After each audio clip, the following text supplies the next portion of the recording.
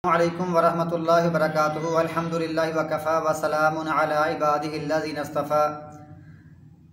मुहतरम सामीन और नाज़रीन, अज़ीज़ दोस्तों और भाइयों, आज हम बात करेंगे रसूलुल्लाह सल्लल्लाहु अलैहि वसल्लम के तर्जुमान हज़रत ज़ैद बिन साबित अंसारी रज़ियल्लाहु ताला अन्हु की।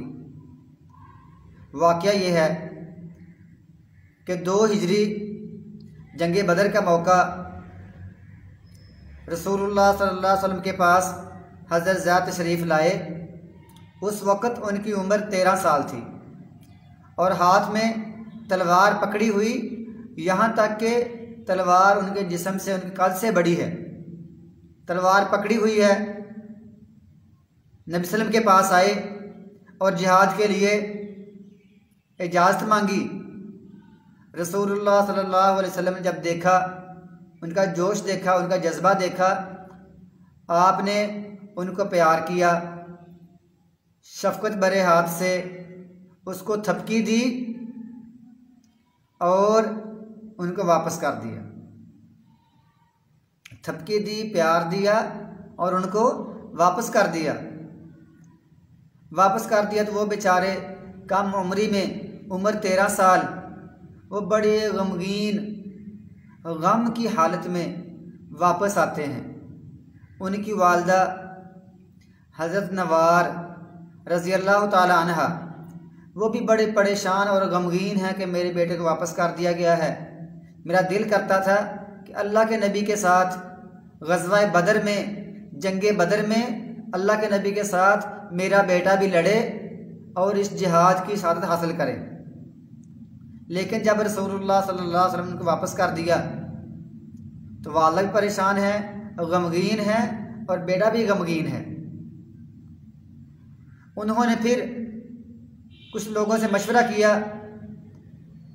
मशवरा करके फिर वापस आए तो उनकी वालदा कहते हैं, अल्लाह के रसूल सल्लल्लाहु अलैहि वसल्लम, मेरा बेटा लिखना पढ़ना जानता है, इसको कुरान पाक की 17 सूरतें याद हैं, तो आप इसको अपने साथ रख लें। रसूलुल्लाह सल्लल्लाहु अलैहि वसल्लम ने प्यार से कहा, ऐ बच्चे, ऐ बेटे, तुझे जो याद है वो सुनाओ। तो ज़ैद बिन साबित कुरान पाक इतना खूबसूरत पढ़ते हैं, उनके चेहरे, उनके मुंह से जो अल्फाज निकलते हैं, उनके होंठों से जो अल्फाज निकलते हैं, वो ऐसे हैं जैसे सितारे चमकते हैं। तो रसूलुल्लाह सल्लल्लाहु अलैहि वसल्लम को उनकी तिलावत बड़ी अच्छी लगी। आपने उनको अपना कातिब रख लिया, कातिब वही रख लिया। जब कभी कोई आयत उतरती, कोई सूरत उतरती, रसूलुल्लाह सल्लल्लाहु अलैहि वसल्लम ज़ैद बिन साबित को बुलाते और फरमाते कि ये आयत लिख लो, फ़लाँ जगह पर लिख लो, ये सूरत लिख लो। तो ज़ैद बिन साबित रज़ियल्लाहु ताला अन्हु वो आयत, वो सूरत लिख लेते और उसको याद भी कर लेते, उसको लिख भी लेते। फिर नबी सल्लल्लाहु अलैहि वसल्लम ने फरमाया, ऐ ज़ैद, एक और काम करो, वो बड़ा अहम काम है कि मुझे यहूदियों पर इतबार नहीं, उन पर एतमाद नहीं, उनकी ज़ुबान सीखो, इब्रानी सीखो। तो ज़ैद बिन साबित ने चंद दिनों में उनकी पूरी की पूरी ज़ुबान सीख ली, इब्रानी सीख ली।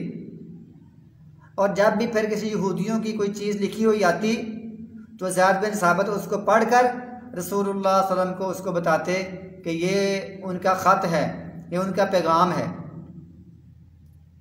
फिर इसके साथ साथ ज़ैद बिन साबित ने इब्रानी ज़ुबान भी सीख ली। अरबी इनको पहले आती थी, इनकी कौमी ज़ुबान थी, इनकी मादरी ज़ुबान थी। इन्होंने चंद दिनों में इब्रानी भी सीख ली और सरियानी भी सीख ली। फिर ये रसूलुल्लाह सल्लल्लाहु अलैहि वसल्लम के तर्जमान करार पाए। जब कभी यहूद से बात होती जो इब्रानी बोलने वाले थे, जब कभी तौरात की बात होती, उसको पढ़ने की बात होती, तो ज़ैद बिन साबित रज़ियल्लाहु ताला अन्हु वो तौरात या जो किताब लिखी होती थी, वो ख़त वो पढ़कर आपको सुनाते। इसी तरह फिर रसूलुल्लाह सल्लल्लाहु अलैहि वसल्लम के बाद दौर आता है अबू बकर सिद्दीक़ का। उनके दौर में ज़ैद बिन साबित, इनकी ड्यूटी ये लगाई गई कि कुरान पाक को जमा करना है। कुरान पाक को जमा करना है, बल्कि इस कमेटी के ये सरपरस्त थे। फिर उनके बाद दौर आता है अबू बकर सिद्दीक के बाद उमर फ़ारूक का। उमर फ़ारूक फरमाते हैं कि जो बंदा कुरान पाक पढ़ना चाहता है, समझना चाहता है, वो समझ ले ज़ैद बिन साबित से, और फ़िकी मसाइल कोई चाहता है पूछना तो वो पूछ ले मुआज़ बिन जबल से। और इसी तरह जो बंदा वरासत का कोई मसला, जायदाद का, तकसीम का मसला पूछना चाहता है, वो ज़ैद बिन साबित से पूछ ले, क्योंकि ये इस बारे में बड़े माहिर हैं। ज़ैद बिन साबित वरासत के बारे में सबसे बड़े माहिर थे, तकसीम के लिए, जायदाद के लिए, हिस्सों के लिए, इसी तरह असबा को देना, असाबुल फरूज को देना, सारे मसाइल में ज़ैद बिन साबित बड़े माहिर थे। फिर उसके बाद दौर आता है हज़रत उस्मान बिन अफ़्फ़ान रज़ी अल्लाह ताला अन्हु का। फिर कुरान पाक की तदवीन होती है, लोगों से जो लोगों के नुस्खे लिखे हुए हैं उसको जमा किया जाता है, और जो नुस्खा हज़रत हफ्सा का है जो सबसे सही तरीन नुस्खा था उसको भी लाया गया। तो ज़ैद बिन साबित की एक कमेटी बनी, उसके सरपरस्त ज़ैद बिन साबित बने और कुरान पाक की तदवीन की गई। और ज़ैद बिन साबित इस काम के लिए मुतमईन नहीं होते थे, राज़ी नहीं होते थे, इसके लिए तैयार नहीं होते थे, इसके लिए मुस्तैद नहीं होते थे। लेकिन उस्मान बिन अफ़्फ़ान ने कहा कि तुम ये कुरान पाक जमा करोगे, इसकी तदवीन करोगे, ये तुम्हारे ज़िम्मे है।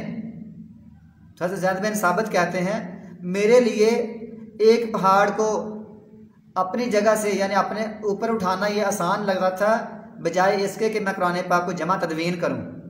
इन कुरान पाक का जमा करना, तदवीन करना, ये इतना बड़ा और ये काम था ज़िम्मेदारी का, इससे आसान काम पहाड़ को अपने ऊपर उठाना या पहाड़ को जगह दूसरी जगह पर मुंतकिल करना था। लेकिन फिर इनका सीना अल्लाह ताला ने खोल दिया, इन्होंने कुरान पाक को जमा किया, उसकी तदवीन की। उसके बाद फिर एक दफ़ा जब ये मामला बना सकीफ़ा बनी साइदा में, जब रसूलुल्लाह सल्लल्लाहु अलैहि वसल्लम वफ़ात पा गए, अभी आप कफन के अंदर ही हैं, तो सकीफ़ा बनी साइदा में सहाबा किराम के दरमियान इख्तलाफ हो गया। मुहाजिरीन कहते हैं खलीफा हम में से होगा, अंसार कहते हैं खलीफा हम में से होगा। हत्ता कि किसी ने कह दिया कि एक खलीफा मुहाजिरीन का और दूसरा अंसार का।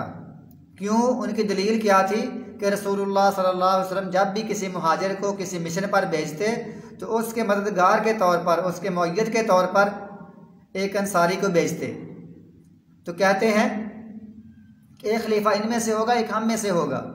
तो इस मौका पर जो सबसे अजीम फ़ैसला, जो गहरी समझ, फ़ुकाहत जो ज़ैद बिन साबित में थी, वो किसी के हिस्से में नहीं आई।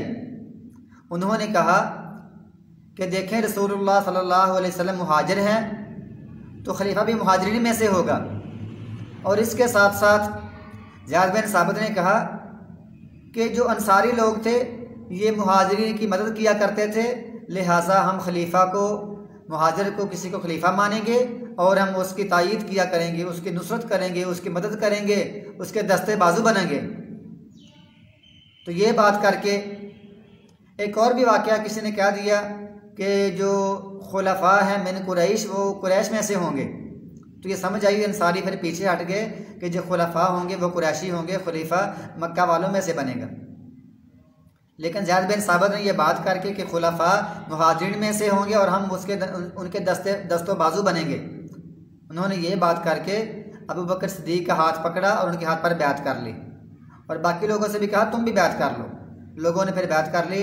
फिर खलीफतुल मुस्लिमीन अबू बकर सिद्दीक रज़ी अल्लाह ताला अन्हु, इनकी ज़ैद बिन साबित की हिमायत से वो खलीफा बने। पर एक दफ़ा ज़ैद बिन साबित रज़ी अल्लाह ताला अन्हु, इनका मकाम सहाबा किराम के नज़दीक बहुत बड़ा है, बड़ा ऊंचा मकाम है, क्योंकि ये कुरान पाक के माहिर हैं, एक नबी सल्लम के तर्जमान हैं, ये कातिबे वही हैं, ये विरासत के बड़े माहिर हैं, और ये रसूलुल्लाह सल्लल्लाहु अलैहि वसल्लम के सारा इल्म सीखते रहे।